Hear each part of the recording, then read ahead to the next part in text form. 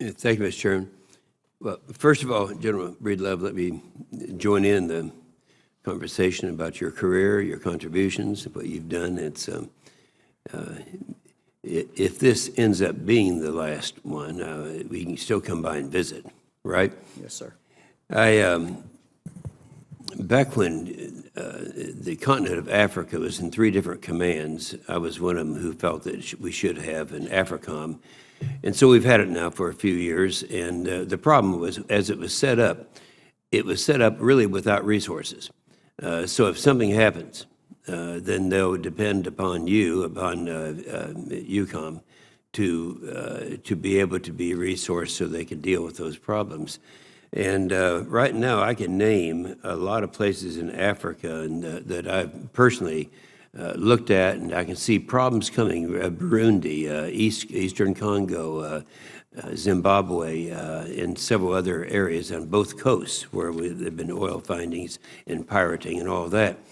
Now, if that should happen, you've already stated in your testimony, you testified that you do not yet have the personnel, equipment, or resources necessary to carry out your own missions. What would you do if all of a sudden you had to have those resources there and you don't have adequate resources to carry out the mission as you see it now? Senator, if you would allow me just a moment of sharing a point of pride of mission, and that is that our UCOM forces are, as you pointed out, all also available to AFRICOM, and all of the forces that AFRICOM actually have, we support in Europe in our basing, etc. And our command takes great pride when there is an Africa mission in being the very best supporting commander to Rod Rodriguez and our AFRICOM brothers and sisters that we can. And so what I would say is we do have a full-time job addressing the challenges that we see in the east, Russia, in the south along Turkey's border, where Russia also is, but the problems down there. Our forces do have a full-time job in those endeavors.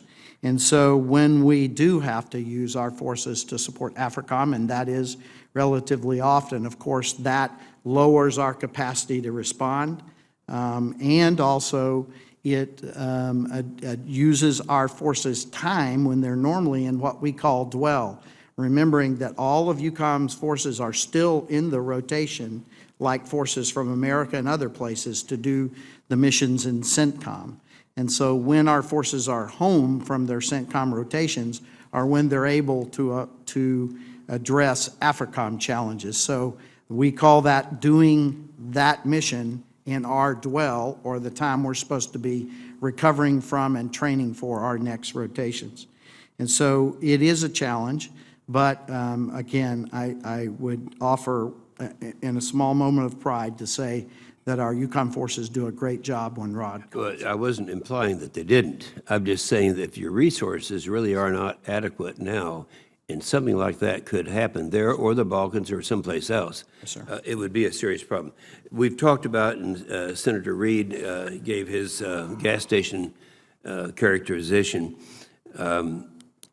and I think we all understand that. You have actually written the European continued dependency on Russian energy, specifically former Soviet and Eastern Bloc states, only serves to bolster their.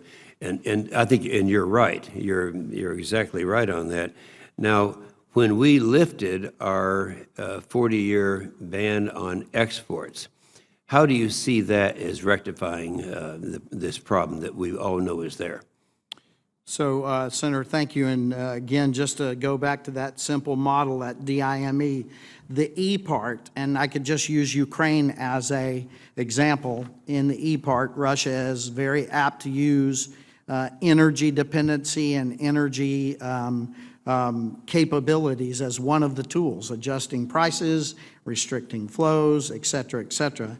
And so more available energy sources, I think, would help to diffuse that tool that they could use. Okay, and I appreciate that. My time is just about expired, but I did want to remind you that our conversation in my office, we talked about the I happened to be over there at the time they had their parliament election. This first time in 96 years. There isn't one communist in their parliament. And yet, both Poroshenko and Yatsenyuk are having other problems right now. And you were asked about sending defensive weapons over there, and you answered that question. But do you see the fact that they have domestic problems there as also contributing to the problem that we're having over there? Yes, sir, I do, in that I believe that a lot of pressure is being brought on them from the outside to continue this problem, that they have to meet the requirements of their people. And so these are definitely pressures that are being used to exacerbate their attempt to make the changes that they need to make. Thank you, General.